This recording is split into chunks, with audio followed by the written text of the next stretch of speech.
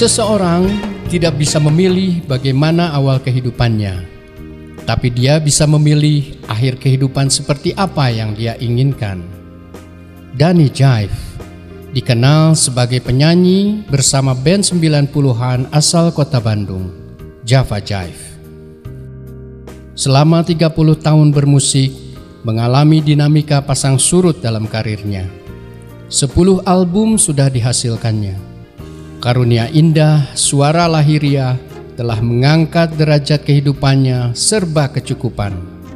Tapi dia gelisah, ada sesuatu yang dia abaikan dalam kehidupannya. Kemudian Allah memberinya hidayah untuk menjadi pribadi yang lebih berserah dan amanah.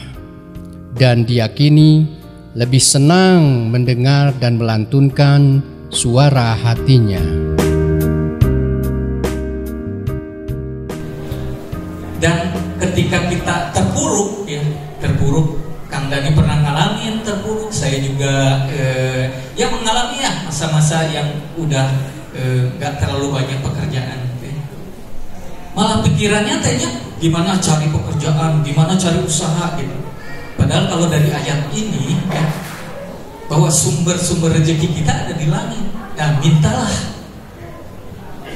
ke Allah gitu. Mintalah ke Allah. Terus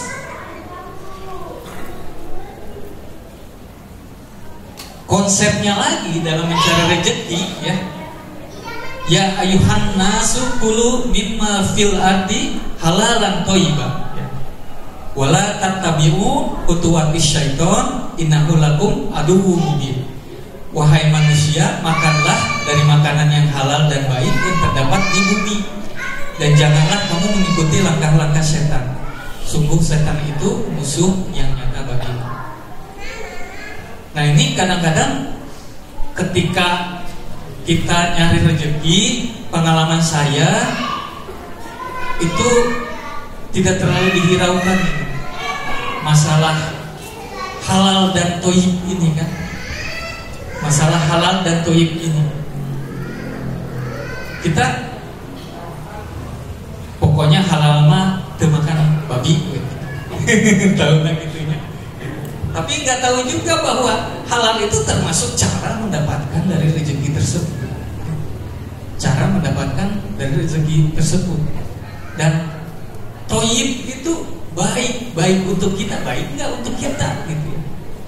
Contoh, Kang Dani punya rezeki buat beli jaket katanya tadi.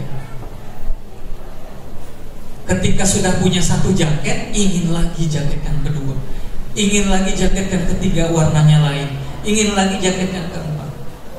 Nah ini yang ke-1 mungkin masuknya toyib, baik karena berfungsi untuk melindungi dari dingin, untuk syuting, untuk tampil dan lain-lain. Tapi yang kedua, ketiga, keempat yang hanya untuk mengikuti hawa nafsu, ini yang disebut sudah tidak toyib. Jadi prinsipnya toyib itu adalah kita mendapatkan sesuatu yang kita butuhkan, bukan yang kita inginkan. Nah sedikit banyak ketika kita diberi kelapangan, segala sesuatu yang kita beli itu lebih banyak karena kita inginkan kan? Betul ya? Hayang ieu model anyar gitu ya. Karena uangnya ada, pastilah nggak akan ketinggalan lah. Dari mulai Nokia pisannya, namun dari zaman dulu tehnya lebih ke baju ya, lebih ke pakaiannya, dia koleksi gitu kan, koleksi sepatu. Sekarang kemana itu? Ada, ya ada sebagian kan. Dan ya boots saya senang pakai boots ya. Jadi ada banyak boots dan sekarang asal dia dijalikeun pakai boots. Jadi saya sekarang lebih banyak pakai mokasin gitu ya. Mokasin itu sepatu yang itu udah lama nggak dengar mokasin. Mereka nggak tahu juga mokasin. Dulu mah usum kan namanya mokasin. atau sepatu injek. Jadi si sepatu tuh tinggal masuk ya. Tapi karena hoream gitu ya, belakangnya teh nggak dimasukin, tapi ditincak. Sepatu injek. Itu dulu usum pisan di dago tak tokona tak di dago. Eta antri mau beli teh, eta mau kasih, masya Allah, katanya inget calana rempel, cubit-cubitan ya, cubit-cubitan, begi, aduh, calana begi mau make bego, aduh, masya Allah ya, itu ya. Jadi ketika rezeki yang kita cari adalah sesuatu yang halal, tentunya bukan hanya dari zatnya, tapi cara mendapatkannya. Kalau kita di dunia hiburan, godaannya adalah biasanya tempat-tempat kita manggung. Tempat-tempat kita manggung. Ya. Kalau acara-acara kantor, acara-acara istilahnya company atau acara reuni, acara family gathering masih oke lah. Tapi ya sering juga sih kita banyak yang minta di klub-klub, di dugem-dugem dan lain-lain. Kalau dulu gak ada urusan, gak ada urusan. Kita tetap manggung aja dengan riang gembira, masya Allah. Ya. Inilah yang menjadi pelajaran buat kita muhasabah, terutama saya dan Kang Dani ya, bahwa kalau relate dengan ayat ini bahwa ya kamu dijamin rezeki, tapi yang haram-haram juga lah gitu ya. Karena kalau dipikir-pikir yang halal itu jauh lebih banyak daripada yang haram. Jadi masih banyak yang istilahnya mah ya masih banyak yang lebih bisa kita cari gitu ya. Nah di Al-Baqarah 172 ya, yang luar biasa ini ya teman-teman ya, teman-temannya mungkin udah hafal. Wahai orang-orang yang beriman, makanlah dari rezeki yang baik. Ya ayuhan ladina amanu ya. Kalau tadi ya ayuhan nas ya. Wahai manusia ya, semua orang manusia. Kalau ini ya ayuhal ladina amanu kulu min thayyibat ya. Jadi thayyibat jadi jamak ya. Ma razaqnakum waskuru lillahi innakuntum iyyahu ta'budun ya. Makanlah dari rezeki yang baik yang kami berikan kepada kamu dan bersyukurlah kepada Allah. Tadi relate ya dengan kisahnya Kang Dani. Saya tadi dikasih apa-apa jika nama kurang bersyukur, dah emang perintahan. Termasuk juga surat Ibrahim ayat ke-7 tadi ya. Kalau bersyukur nikmatnya ditambah. Nah, kalau tidak bersyukur bukan nikmatnya dikurangi, azab, langsung azab. Makanya kita masuk gini Kang Dani. Ketika kita tidak bersyukur, nah si eta mah tidak bersyukur kalah bagi beunghar. Ya kan? Sering banyak kan yang begitu. Tidak bersyukur si eta malah bagi sukses. Bisa jadi kekayaan dia, kesuksesan dia itu merupakan azab. Sehingga dia itu semakin jauh, semakin lupa, semakin tidak menyadari bahwa rezeki itu semuanya dari Allah.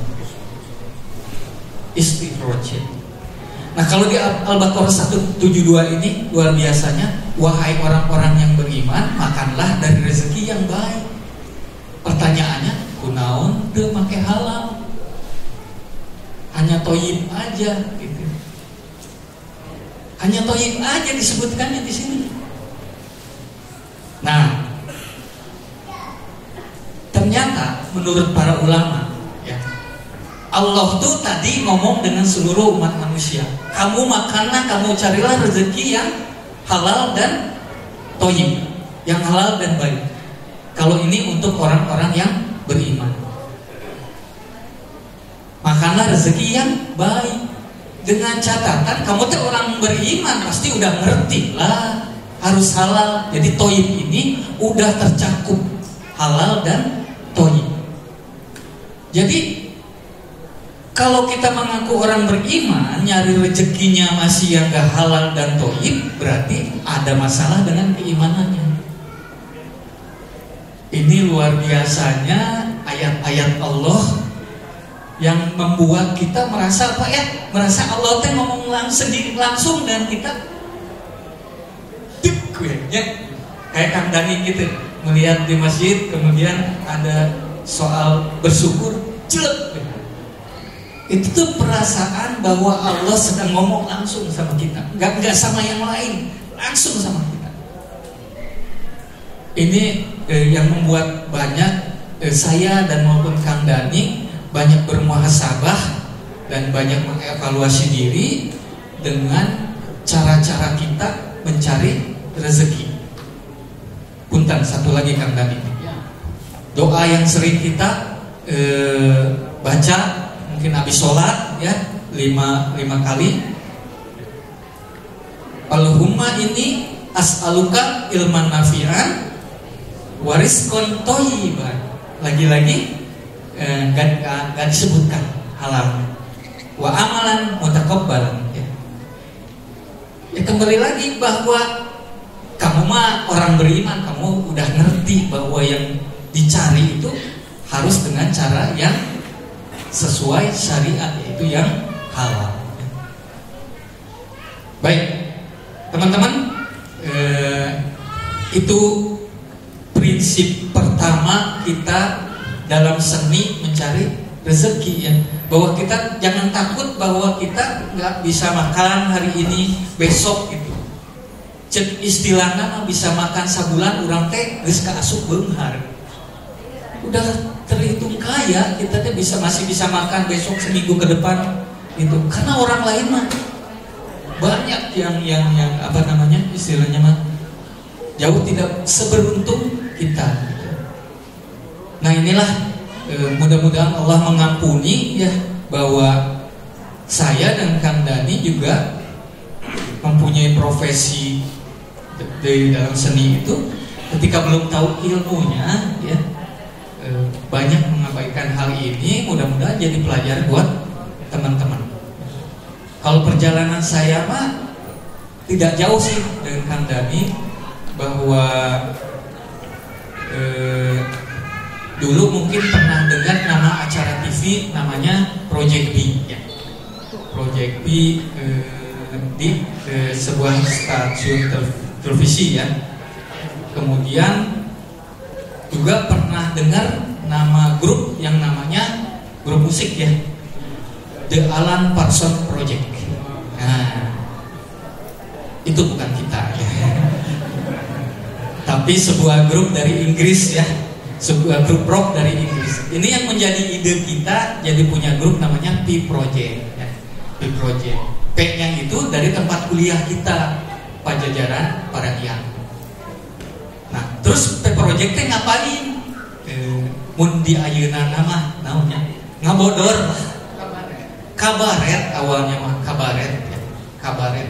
Sudah kabaret kasurang sih. Bahasa Sunda namanya. Kabaret manggung-manggung apa namanya? Memberikan hiburan komedi ya, secara lip sync ya. Jadi secara lip sync. Dulu mah SMA tahun 80-90-an teh usuk pisan. Sekarang masih usuk gak kabaret? Ada ya? Ada, masih ada. Ada. Cuman gak ini dulu apa namanya? Gak seheboh dulu lah gitu ya. Sudah kabaret, kita kerjalah di radio. Di radio, kemudian di radio bikin acara komedi. Bikin acara komedi. Itu tahun 1988. Aduh, cek teman-teman teh, saya ker di mana? Can ditiup-tiup acan. 1988 bikin acara komedi di radio, sering bikin lagu-lagu plesetan, lagu-lagu plesetan.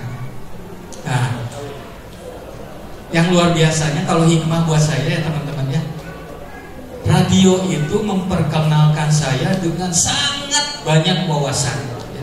Sangat banyak wawasan. Dari wawasan musik ya, wawasan pergaulan, networking, wawasan ketemu banyak artis kayak Kang Dani, wawasan termasuk wawasan maksiat. Subhanallah. Tapi yang luar biasanya ya, saya merasa bahwa Allah itu sangat-sangat sayang sama saya. Termasuk di dalam radio itu saya mengenal wawasan ilmu agama. Kenapa coba bisa gitu Kang Dani? Kia cerita. Ya, siaran mah biasa ya, siaran biasa, bikin acara komedi biasa, gitunya, gitu segala macam. Tahu-tahu saya disuruh jadi penyiar dalam acara yang paling tidak disukai oleh penyiar lain, yaitu acara siraman rohani. Siraman rohani. Berhubung junior, ya kepaksa nurut, mendampingi ustadz siaran. Disitulah saya banyak nanya ke ustadz gitu, seolah-olah seorang penyiar yang mewakili pendengar lah. Saat kalau ini gini, padahal saya sendiri itu tuh yang pengen tahu tuh. Nah, alhamdulillah dari situ saya banyak belajar dan banyak ketertarikan untuk mendalami agama, dan sama kegelisahannya kayak Kang Dani. Ari ke lapangan rezeki mah tidak susah, tapi kegelisahan nomor satu mah tujuan hidup. Tujuan hidup itu terbuku. Mau kemana saya sebenarnya itu mau apa? Sehari-harinya misalnya gini, persiapan manggung minggu depan, persiapan manggung, wah manggung siapan dengan semangat dan juga passionnya, dengan juga kebersamaan dan lain-lain. Wah, persiapan memotivasi, membuat cerita, pokoknya gimana kita bisa sukses. Semua energi itu disatukan dalam situ. Sama ya di musik juga. Dan kemudian sampailah pada hari H. Kita fokus, ya, kemudian manggung di depan ribuan orang lain tertawa. Setiap mendengar tawa orang lain tuh hati itu gembira, hati itu bangga, hati ini sukseslah pertunjukan, selamat gini segala macam. Pulang tidur. Besok pagi itu mikir, nah nawangannya orang cuman itu aja yang mau saya cari cuman segitu yang mau saya capai, kayaknya bukan ini nih. Bener nggak Kang Dani? Perasaan itu, iya udah sukses malamnya, tapi besoknya mikir, nanti keulang gitu lagi. Apa sebenarnya? Pertanyaan dalam diri, apa sebenarnya tujuan yang mau saya capai itu apa? Nah, disitulah relate dengan pengalaman saya belajar agama secara tidak langsung dalam siaran siraman rohani. Muncullah mungkin ya bibit-bibit hidayah. Mungkin halus oke-nya punya nama anak bibit hidayah. Nah seperti itu. Kemudian alhamdulillah itu tahun 88, tahun 93 muncul album pertama dari kita di Project ya.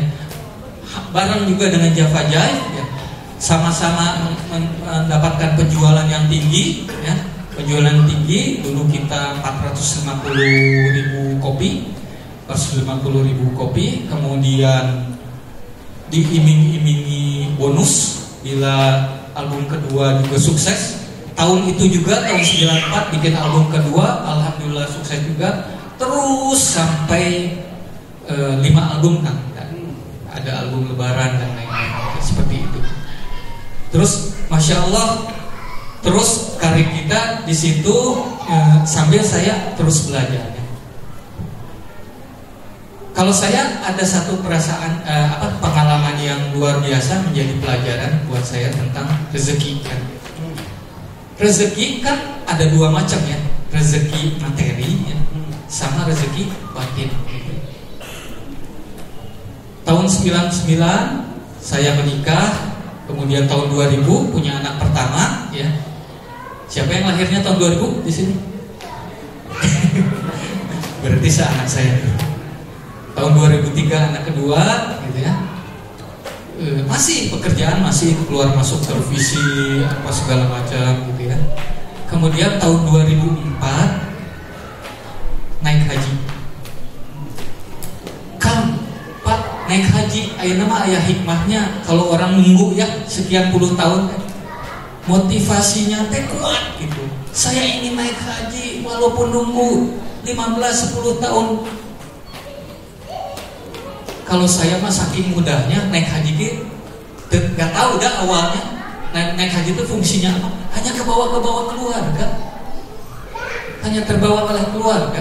Gitu. Karena keluarga naik haji, keluarga istri naik haji, ya saya ikutlah sebagai suami, makanya terus mendampingi istri. Nah, pulang dari haji mulai 2004, travelnya bilang, Kang Daan bisa nggak ngedampingi jamaah umroh tiap tahun? Oh bisa. Nah, di cerita haji ini ada yang cerita yang luar biasa menjadi pelajaran dalam hidup saya, khususnya tentang rezeki ini. Bapak Ibu, akang teteh sekalian, kalau haji itu kan ada yang namanya tawaf, ya, sa'i, kemudian diakhiri dengan tahallul. Ya. Tahallul itu kalau menggunting rambut sedikit, ya, didoakan Rasulullah 1 kali. Tapi kalau mencukur habis, didoakan Rasulullah 3 kali. Itu riwayatnya. Pada waktu mau naik haji, kita tukang ya, satu grup tuh lagi istilahnya mah lagi sangat sering masuk TV lah. Bahkan memegang acara yang tiap malam minggu live ya, acara dari sebuah bank. Tidak saya sebutkan namanya di sini. Pokoknya depannya B, belakangnya A. Kata Pak. Ayo Bapak.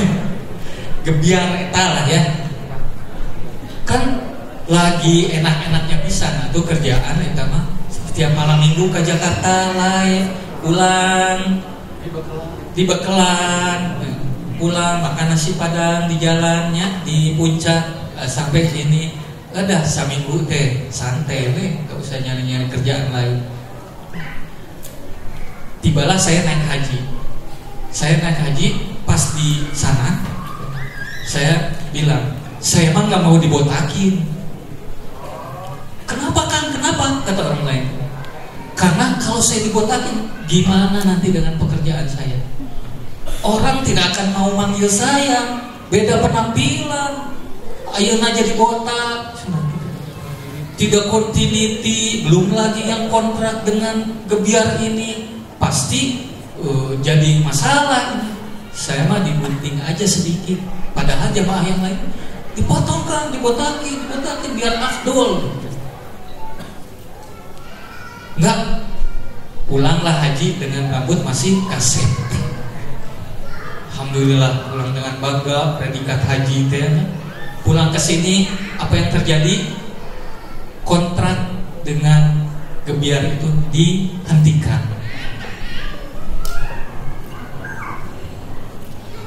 Situ saya merenung gitu ya. Apa saya lagi haji teh salah doa gitunya? Ya Allah, semoga di proyek kontraknya panjang, tapi udah disebutkan nama sayanya gitu ya. Termasuk Daan juga gitu. Nah di situ jadi pelajaran buat saya bahwa dan rezeki mah bukan melulu dari TV kan. Rezeki bukan dari dunia hiburan selalu. Rezeki bukan dari siapa-siapa, tapi dari Allah. Gitu. Kalau kata Allah dapat. Kalau kata Allah berhenti. Nah, relate dengan ayat ini. A'udzubillahi minasyaitonirrajim. Amman hadal ladzi yarzuqukum in amsaka rizqah bal laju fi utwawil wa nufur ya. Atau siapakah yang dapat memberimu rezeki jika dia menahan rezekinya? Kalau kata Allah enggak turun ya enggak turun gitu. Mau sakumaha kasetna, mau sakumaha teh dibotakan. alhamdulillahnya teh Allah masih sayang sama saya. Begitu pulang kata travelnya, Kang bisa ngedampingi jamaah, insya Allah bisa. Akhirnya saya setiap tahun umroh, dan setiap tahun saya tidak akan melewatkan menyukur gundul dari kepala saya. Mungkin teman-teman suka lihat saya kadang-kadang panjang, tapi kadang-kadang tiba-tiba gundul. Udah itu mah udah keharusan ya. Yang luar biasanya lagi, sekian tahun saya umroh, setiap tahun ngedampingi jamaah, tidak pernah keluar uang sepeser pun. Satu kali tahun 2015 saya punya pikiran, sudah waktunya anak-anak saya yang SD, SMP untuk diajak umroh. Maka nabung, kumpulin uang, mau umroh sekeluarga. Dari 2004, 2015 berarti udah 11 kali umroh, berarti udah pengalaman dong. Sekarang yang pakai uang sendiri, dengan gayanya, ayo keluarga. Pokoknya dengan saya udah tahu segala seluk-beluknya. Gagal berangkat ke Cengkareng, udah pakai ihram. Nah, hati dipanggil-panggil itu sampai jam 1 pesawat pergi, visanya tidak muncul, tidak keluar, dan gagal berangkat pada tahun itu. Menjadi pelajaran lagi buat saya. Hari dibayarin orang, alhamdulillah bisa berangkat. Pakai uang sendiri, justru gagal berangkat. Balik deui ke ayat ini. Siapa yang dapat memberimu rezeki jika dia menahan rezekinya? Maka di situ saya banyak belajar bahwa udahlah, pokoknya mah rezeki mah Allah yang ngatur. Gak usah gelisah ketika satu sumber itu berhenti gitu ya. Gak usah gelisah ketika Allah belum memberikan hasil. Yang luar biasanya lagi bahwa kita belajar bahwa ketika kita usaha, dagang, kemudian belum ada hasilnya, sebenarnya Allah tuh menginginkan untuk kita yang lebih baik dari sekedar laba atau keuntungan materi, yaitu pahala dari doa-doa kita, ya, pahala dari tahajud-tahajud kita, ampunan-ampunan dosa, ya. Kemudian juga hasilnya insya Allah Allah akan berikan secara akumulasi. Bener, saya ngalamin kayak gini. Sekarang ini kan dagang frozen food ya, online ya, sejak pandemi kan tadi frozen food online. Jadi rada sering tak saya nyanyi let it go gitu kan, frozen kayak satu hari upload nawar-nawarkeun dari mulai grup WA, IG, FB-nya sampai ke grup WA, sampai ke akhir nama ke pribadi. Satu hari, 2 hari, 3 hari tidak ada yang beli. Tapi begitu kita udah seminggu, hampir 2 minggu, tiba-tiba Kang, bandeng teh ayat punten Kang 50 diborong. Jadi luar biasa rezeki dari Allah tuh ketika kita tetap ya mendekat diri kepada Allah, maka itu adalah Allah ingin kita mendapatkan pahala, ampunan dosa, dan sekaligus nantinya diakumulasikan hasil secara materi. Baik, sekarang mangga Kang Dani lagi ada yang mau disambungin, mangga siap. Masya Allah, luar biasa ya. Nah, itulah kehidupan brother and sister, luar biasa ya. Allah teh menjodohkan, suaranya penyanyi pisannya ya. Jadi wahadainahum najdain katanya tadi Kang pertanyaan gimana, dan saya juga nggak tahu ilah diajar agama teh kapan tertariknya sama agama. Ya memang kita teh ditunjukkan dua jalan ya, dua jalan, satu jalan keburukan, satu jalan kebaikan. So Allah menyaah ke kita semua tuh ya, saking sayangnya Allah memberikan otoritas kepada kita untuk sok pilih nyalira. Ku saya terus ditunjukkan jalan kebaikan mah ujungnya kan itu, jalan kegorengan mah ujungnya kan itu. Pada pilih kemana, sok pilih bagian. Itu saking sayangnya Allah sama kita. Tidak memaksa gitu ya. La ikraha fiddin, di dalam agama nggak ada paksaan. Kamu pokoknya harus jalan kadieu.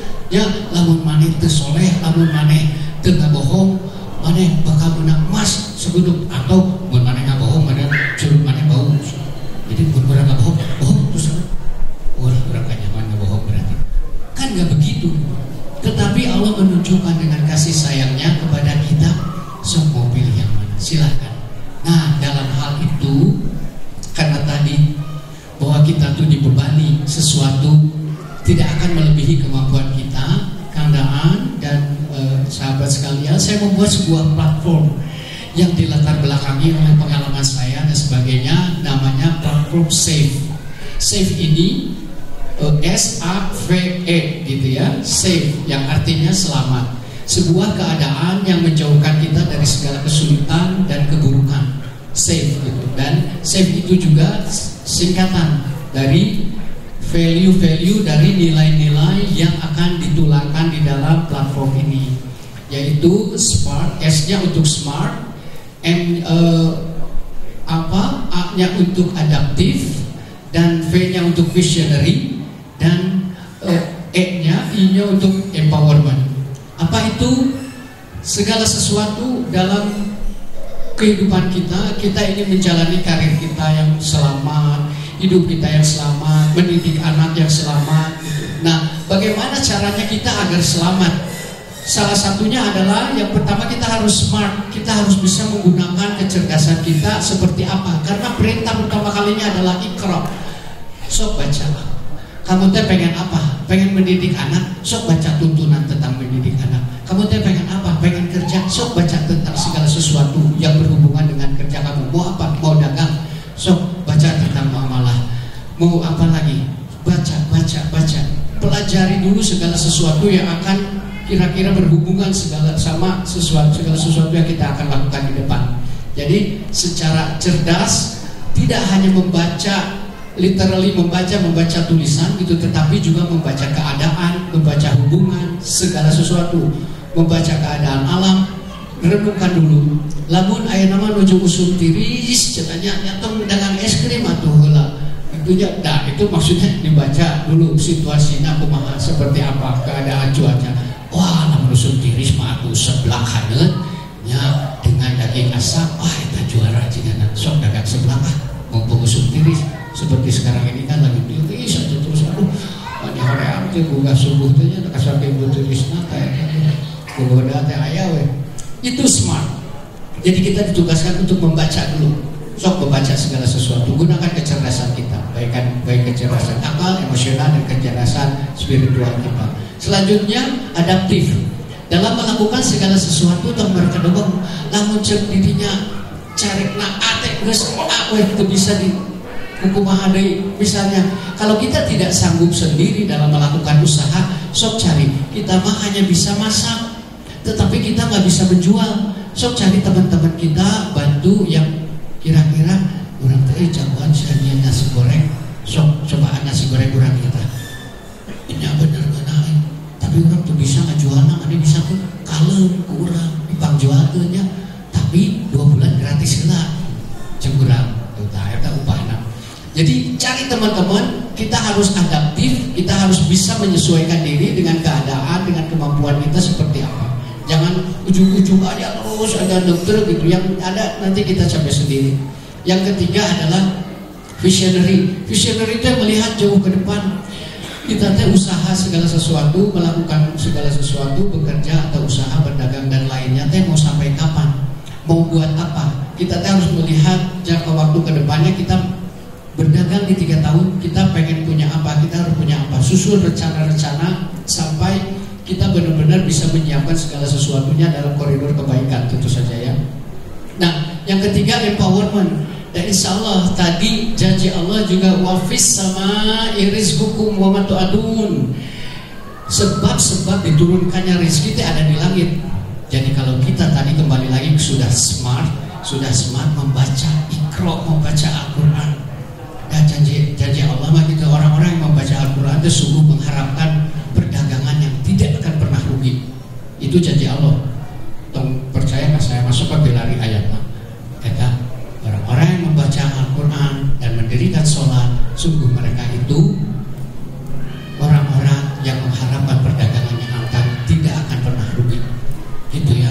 Jadi itu menjadi motivasi, dibalikin lagi ke situ, pasti berhasil. Kalau sudah menjajaki langkah-langkah tersebut dan diberi keberhasilan, kita merencanakan masa depan seperti apa. Kalau sudah berhasil, kita mau ngapain?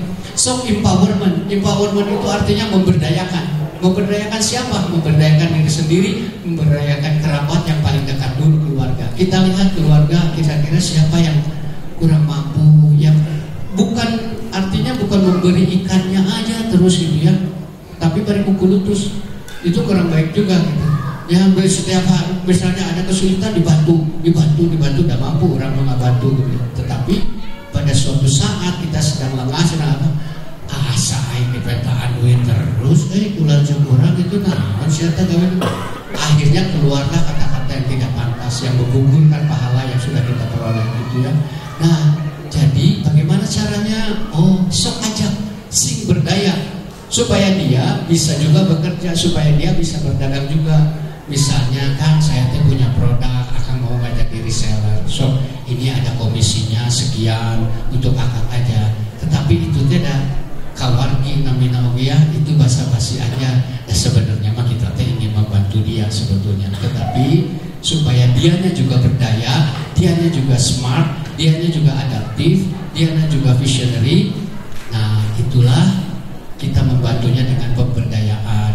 Itulah platform yang sedang saya bikin. Kang Daan nanti silakan kalau dilihat nanti kitasave.com dibuka webpage-nya sih, baru landing page aja. Namanya Kitasave. Ya, kitasave.com, kitasave.com gitu. Kalau dilihat ini, dan nanti insya Allah dalam bulan depan gitu ya, itu sudah bisa di launching, sudah bisa dinikmati. Nanti kita ketemu lagi di Alatif lah. Amin.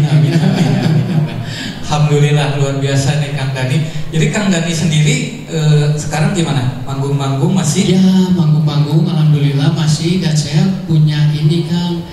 Jadi gini, kita teh ya mungkin teman-teman juga bisa ini. Dalam posisi saya yang tadi betul sekali kata Kang Daan ya. Kalau nuturkan profesi yang saya geluti, itu teh selalu ada aja. Misalnya main di klub malam ya, main di klub malam. Usum jalmi bobo jam 1:30 saya harus nyanyi gogorowokan. Dugi ka waktu tahajud ya. Jam 3:30 sampai beres ada di Jakarta. Bari nonton teu salaladan ya. Ya, bari nonton teu salaladan teu pararugu ya gitu di tempat poek nah katingali gitu ya. Tetapi saya tetap gugur dan saya dibayar dari penjualan homer gitu ya, penjualan minuman keras gitu. Dan itu kan membuat saya gelisah. Jadi kumahanya gitu, astagfirullahaladzim. Tapi ya karena kita berkelompok, kita anggotanya berenam gitu ya. Saya juga ingin menggugah kesadaran teman-teman saya dengan cara-cara yang baik gitu ya. Karena yang memang perintahnya gitu, ajaklah gitu orang-orang kepada jalan Tuhanmu dengan hikmah. Kumahanya hikmahnya gitu. Jadi ya saya masih mencari cara. Nah, salah satu caranya adalah membuat bisnis. Jadi saya mengajak membangun restoran supaya kita teh ada penghasilan gitu ya, keadaan yang tadinya kita mau bekerja sama orang, so ayeuna mah bekerja sendiri supaya kita tidak terlalu tergantung gitu sama orang-orang dan kita bisa tahu bahwa hikmah dari berdagang itu kumaha sih gitu ya. Nah, jadi saya membangun media berdagang itu sebetulnya dalam koridor bismillah untuk ibadah gitu Kang, karena dalam perdagangan itu banyak sekali hikmah buat saya, ketemu banyak orang, silaturahim gitu ya. Kalau melihat keuntungan mah kalau berdagang untuk untung supaya alhamdulillahirobbilalamin. Cina gitu deh dagang deh. Dalam keadaan yang sama, segala sama, dia promosinya sama, jurus-jurusnya sama. Hari itu teh pas tutup kasir sebenarnya ini 78.000 istimewa dagang. Untuk apa? Nah itu tadi keadaan sudah sampaikan bahwa Allah teh, dan setiap hari juga kita berdoanya apa, ya Allah limpahkan rezekinya, mudahkan, berilah petunjuk kepada orang-orang untuk datang ke warungku dengan banyak dan membeli banyak segala produk. Selalu begitu doanya. Tapi pada ujung harinya 3 juta, 79.000, 450.000, 15.000. Jadi kalau kita merasa bahwa doa kita tidak dijawab sama Allah gitu, tetapi ya hari ini mas rezekinya karena kamu teh sudah memberdayakan orang di sini. Saya juga tahu kamu teh harus ngegaji orang dan kamu deg-degan karena apa? Tabungan kamu ipis man. Nah, tenang lah. Ya pokoknya pakai aja kau bayar gaji gitu. Jadi hal seperti itu teh Kang Daha membawa banyak hikmah ya yang oh masya Allah gitu, kita teh bisa berhikmat kepada pelanggan gitu di situ, ngaberesan piring, terkadang saya nyuci gelas gitu ya, tapi itu saya lakukan bismillah karena Allah, karena saya nggak bayangkan dulu saat saya jadi perang zaman hadrotnya Kang Daan punten, wah banyak badan nonton teh mengular gitunya, saya wah ini eta piring kotor, piring nanti lu di mana weh badai gelas mau ya saya. Tetapi eta mah barengan ku Allah dituju berkah tinggal di kabungkut dan jika kumaha raos teu ngaberesan piring batur. Raos teu ngumahan piring gelas batur. Dari situ saya mendapatkan hikmah juga masya Allah. Saya sambil terus beristighfar semoga saya selalu diampuni terus sama Allah segala dosa-dosa saya sambil nyuci piring. Astagfirullahaladzim. Jadi hikmah-hikmah perdagangan itu banyak saya dapatkan Kang Daan dari situ ya. Jadi pengennya mah kita teh harus kreatif dalam membuat media-media tempat kita beribadah, karena itulah yang nanti akan dinilai sama Allah di yaumil akhir ya. Bukan ketampanan kita, banyaknya harta kita, atau apa gayanya kita, pintarnya kita, tidak, tetapi bagaimana tabungan kita melalui media-media ibadah itu supaya kita bisa mengumpulkan hasanah terus menerus. Gitu mainnya. Masya Allah, Masya Allah. Mudah-mudahan berkah usahanya Kang Dani. Dan mungkin di akhir dari tema seni mencari rezeki ini ya, ada satu ayat yang relate dengan apa yang Kang Dani sampaikan tentang usaha. Dan bahwa manusia hanya memperoleh apa yang telah diusahakannya. Wa al-laisa lil insani illa ma sa'a. Sa'a artinya usaha yang sungguh-sungguh gitu ya. Selain rezeki yang diberikan Allah yang sudah ditetapkan ya, Allah juga memberikan rezeki lainnya itu yang kita ikhtiarkan, kita usahakan gitu ya. Kalau soal ini tidak lain kita hanya bisa belajar dari peristiwa Sya'i'nya Siti Hajar dan Nabi Ismail. Sa'a usaha yang sungguh-sungguh, ritual sya'i dalam umroh itu adalah ritual yang ingin mengabadikan bahwa di tempat itu pernah ada seorang wanita yang berusaha dengan sungguh-sungguh mencari rezeki untuk anaknya dengan situasi tidak ada sesuatu apapun. Artinya kalau kita mau usaha tanpa modal sedikit pun, di daerah yang gersang, yang tidak ada tumbuhan dan tidak ada binatang. Peristiwa Sa'i ini ya, ketika Siti Hajar berlari ya, mencari air ya, Nabi Ismail menangis gitu ya, naik ke Bukit Sofa ya. Kemudian tidak melihat apa-apa yang lewat, kemudian berdoa kepada Allah, kemudian turun lagi ya, di tengah-tengah melihat fata morgana seolah-olah di sana ada air, lalu beliau berlari ya, sehingga diabadikan dengan lari-lari kecil di tengah-tengah tempat Sa'i itu, kemudian naik lagi sampai 7 kali, terakhirnya di Marwah ya. Tapi rezeki mah gak didapat di kedua bukit itu. Didapatnya justru di kaki dari Nabi Ismail alaihissalam. Ketika Nabi Ismail menangis berontak-ontak, kakinya menghantam ke bumi, dan sekaligus pada saat itu malaikat mengepakkan sayapnya membentur kepada tanah di situ, dan keluarlah air. Sayyidah Hajar mendekati anaknya karena menangis sangat keras dan melihat air dan berkata, Zam, Zam, Zam, kumpulkan, terus, jangan berhenti. Luar biasanya air Zam-Zam tidak pernah berhenti sampai sekarang. Itu yang bisa kita pelajari, bagaimana Allah memberikan hikmah dari sebuah peristiwa dengan motivasi kita atau seni kita dalam mencari rezeki. Kadang katakan Dani untungnya gede ya, kadang-kadang kemudian Siti Hajar turun ke bawah berlari-lari dengan harapan menemukan sesuatu, ternyata belum. Tapi kemudian tetap dijalani sampai tujuan, sampai mendapatkan rezeki yang terus-menerus tidak berhenti. Mudah-mudahan ini menjadi hikmah buat teman-teman sekalian. Sekali lagi terima kasih, dan kami kembalikan kepada MC. Assalamualaikum warahmatullahi wabarakatuh.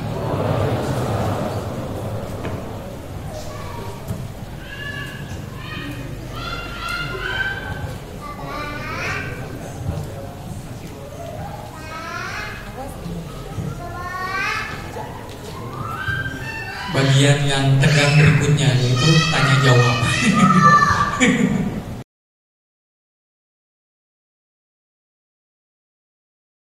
Assalamualaikum warahmatullahi wabarakatuh. Nama saya Iman Sulaiman dari Jatinegara. Ada pertanyaan ya, karena beliau sering mengantar jemaah umrah. Yang saya tanyakan, kan perintah haji itu kan sejak zaman Nabi Ibrahim alaihissalam. Nah, dari zaman Nabi Ibrahim alaihissalam itu sampai Nabi Muhammad itu mungkin ribuan tahun yang kita tahu ya. Mungkin ada zamannya Nabi Musa, Nabi Daud, Nabi Sulaiman, Nabi Isa alaihissalam. Nah, sampai kita juga umat Islam, umat Nabi Muhammad SAW tidak menghilangkan ritual ibadah haji itu sendiri. Cuma mungkin ada berkunjung hajinya yang direvisi ya, tidak akan sama dengan umat Nabi yang lain. Yang saya tanyakan, apakah pada zaman Nabi Musa, Nabi Isa sebelum Nabi Muhammad itu, bagaimana perintah haji itu dilaksanakan oleh umat pada zaman Nabi itu? Terima kasih. Assalamualaikum warahmatullahi wabarakatuh. Bismillahirrahmanirrahim. Assalamualaikum warahmatullahi wabarakatuh. Perkenalkan, nama saya Agung dari Banjaran. Saya ingin bertanya soal self control aja sih, perihal mencari rezeki. Mungkin pesan dari anak-anak sekalian terhadap kita kaum milenial nih, gimana caranya biar dalam perjalanan kita membangun karir, bekerja maupun membangun bisnis gitu ya, perihal karir aja ya, untuk mengais rezeki itu supaya kita tuh bisa memprioritaskan prioritas utama yang satu halal dan yang riban tadi gitu. Jadi kita nggak gampang tergiur karena memang di zaman sekarang mudah mendapatkan uang, tapi yang halal dan juga baik susah. Nah, jadi untuk self controlnya seperti apa? Mungkin itu aja. Terima kasih. Assalamualaikum warahmatullahi wabarakatuh. Oke, alhamdulillah. Silakan, mungkin bisa langsung dibahas aja 3 pertanyaan ini sebelum kita tutup. Yang satu, yang Kang Indra, Kang Eman, saya jawab. Yang ketiga, Kang Dania. Baik. Kang Indra, di sini dalam surat ini, innahu lakum aduwwum mubin ya. Sungguh setan itu musuh yang nyata bagimu ya.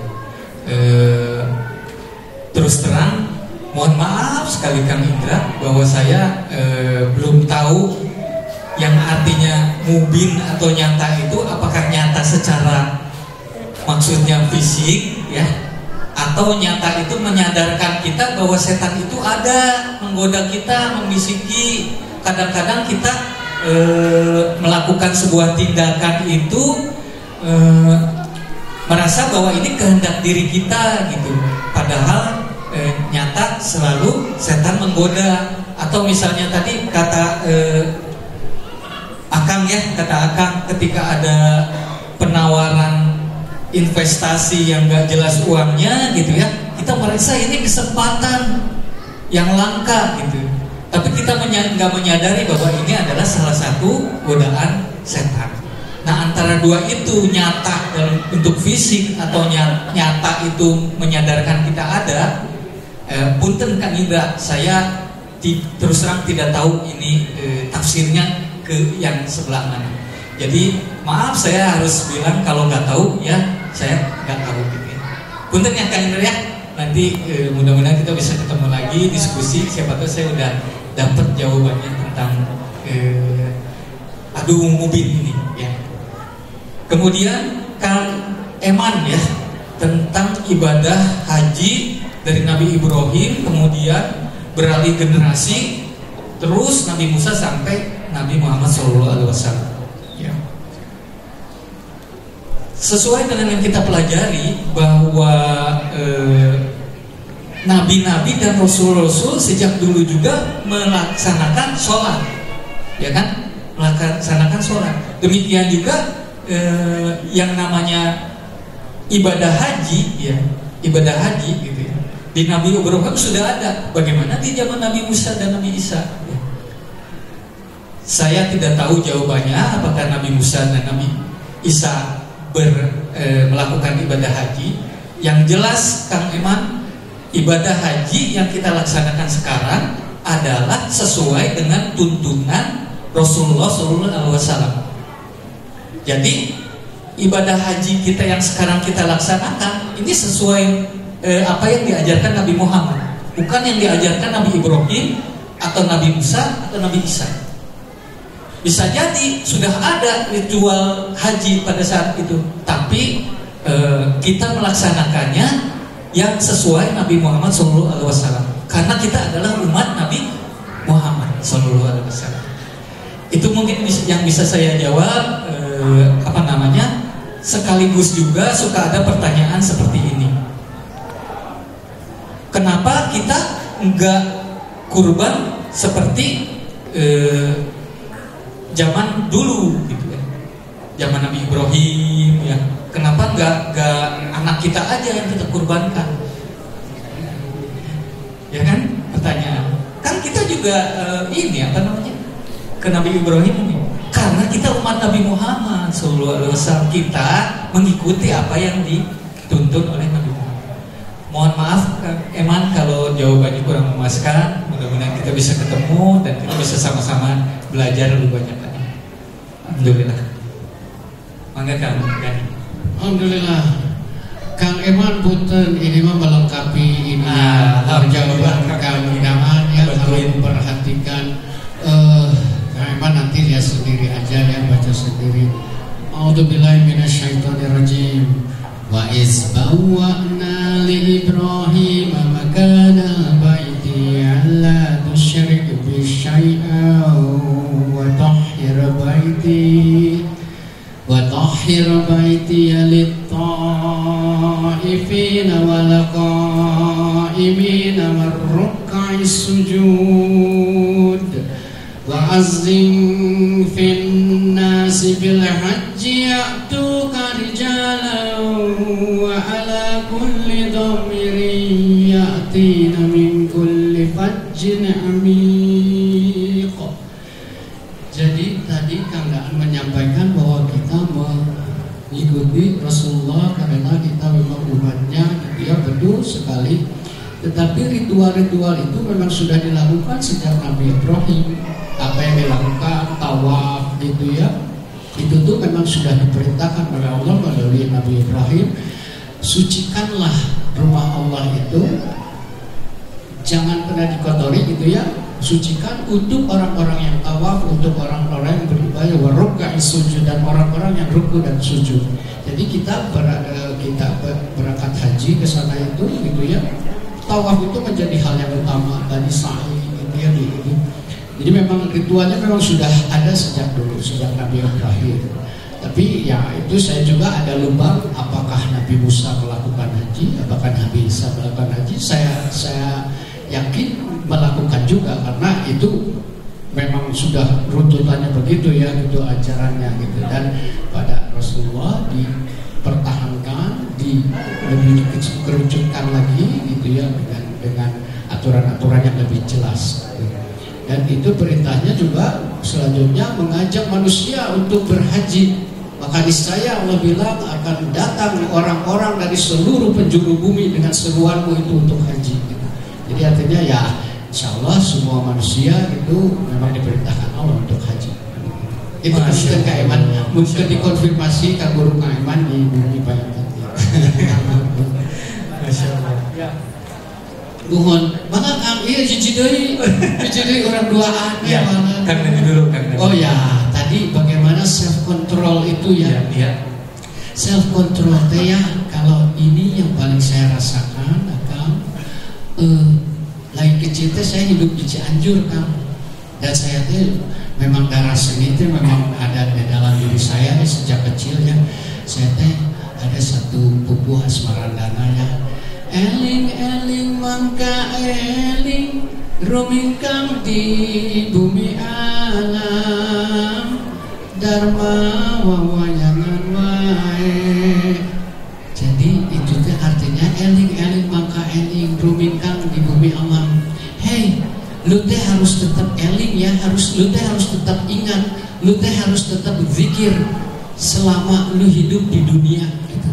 Karena di dunia ini mah banyak dramanya, banyak ini itunya, ada dharma wawayangan wae. Kalau kita wayang pasti ada dalangnya. Jadi kita teh hanya sebagai wayang saja. Yang disuruh jahat ya jahat, disuruh apa? Maksudnya dengan pengilhaman itu fa'alhamaha fujuraha wa taqwaha itu yang mengilhamkan. Jadi mana yang mau kita ikuti? Ya gitu. Nah, self controlnya seperti apa? Zikir. Self controlnya harus selalu ingat, harus selalu eling kepada siapa? Innani anallahu la ilaha illa ana fa'budni wa aqimis sholata lidzikri. Sungguh aku ini Allah. Di agama mana yang Tuhannya mengaku kepada makhluknya? Hanya di Islam. Sungguh aku ini Allah, maka beribadahlah kepadaku, sholatlah untuk mengingatku. Jadi kalau kita bisa mempertahankan itu, mempertahankan zikir, dan zikir yang paling utama adalah sholat, insya Allah self control itu selalu ada di dalam diri kita gitu ya. Ada apa-apa, ada masalah, ambil wudhu 2 rakaat besok sudah. Ada keuntungan apa ya Allah, alhamdulillah ini ada rasa nikmat yang luar biasa, rasa puas yang luar biasa, ambil air wudhu, sujud. Ada kesulitan, ada apapun masalah itu, ambil air wudhu. Sok iraha we tau dari iraha. Tunjukkan bahwa kita teh benar-benar ya Allah, saya teh ingin dekat sama Allah, karena dengan kedekatan ini saya merasa selamat, merasa tenang, merasa jauh dari masalah. Dan masalah mah semua orang pasti diuji gitu ya. Tapi ini pertanyaannya bagus sekali. Bagaimana caranya supaya menjaga self control kita itu? Zikir itu saja gitu ya. Ala bi dzikrillah tatma'innul qulub. Dengan mengingat Allah, hati menjadi tenang. Sakit itu kaitan itu sampai dengan. Masya Allah. Kan siapa tadi? Kang Agung. Mungkin kalau dari saya sih ada yang beberapa hal yang menjadi hakikat dari rezeki yang bisa menjadi pesan buat kita supaya kita tetap bisa mengendalikan diri ya. Yang mudah kita bahas bisa jadi ini rangkuman dari apa yang kita obrolin dari awal tadi ya, bahwa kita satu sadar bahwa setiap makhluk pasti akan diberi rezeki Allah. Jadi kalau ada peluang rezeki yang kira-kira nggak syar'i, jangan ragu-ragu tinggalkan, atau kita ragu bahwa nanti bisa mau menang deui. Karena rezeki kita udah ditetapkan, ya, maka dengan kita mengambil sesuatu yang haram, ya, dan mau nambah rezeki orang, hanya tetap segitu, karena kita ngambilnya dengan jalan yang haram.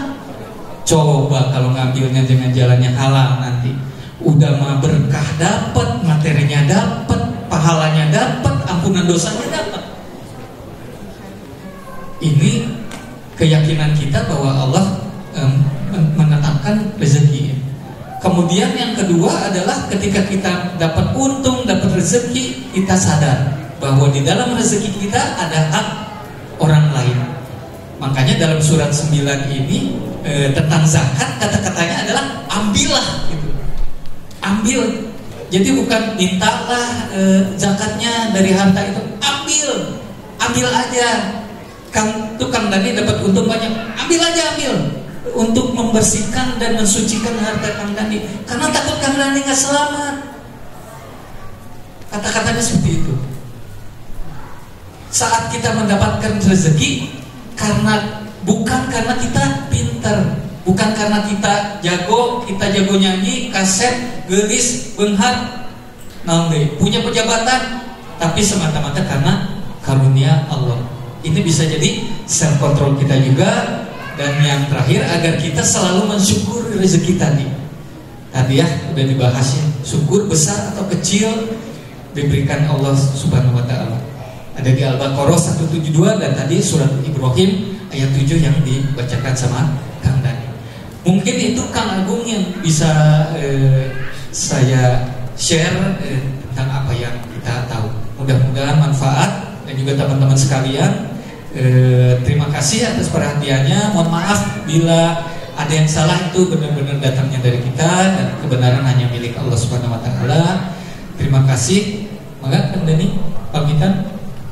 Ya, hatur nuhun kepada DKM Al-Latif sudah menghadirkan saya pribadi, Kang Daan, untuk sama-sama bisa sharing di yang insya Allah ini generasi muda semua ya. Ini adalah para penerus yang akan memegang tampuk pimpinan nanti. Jadi dengan ketertarikan sahabat semua dalam kebaikan, insya Allah Allah memberikan kekuatan itu. Allah memberikan ridhonya. Pasti Allah memberikan ridhonya kalau kita selalu berada dalam jalur yang sudah ditetapkan oleh Allah. Karena Allah berjanji, innal ladzina qalu rabbunallahu tsumma istaqamu fala khaufun 'alaihim wa lahum yahzanun. Orang-orang yang mengatakan bahwa Allah adalah Tuhannya, maka mereka dan dia terus istiqomah, selalu berada di jalan itu, maka kesedihan yang fala khaufun wa lahum yahzanun, ketakutan dan kesedihan itu jauh dari kehidupannya. Insya Allah kedepannya kita akan menjadi orang-orang yang beriman, yang gembira, yang optimis, yang sukses, yang berhasil, yang memberdayakan orang di sekeliling kita, yang paling bermanfaat di umat manusia, gitu ya. Subhanakallahumma wa bihamdika, asyhadu an la ilaha illa anta, astaghfiruka wa atubu ilaik. Assalamualaikum warahmatullahi wabarakatuh. Waalaikumsalam warahmatullahi wabarakatuh. Tagline-nya pokoknya yang terakhir adalah kami dari masa lalu, mudah-mudahan manfaat untuk masa depan.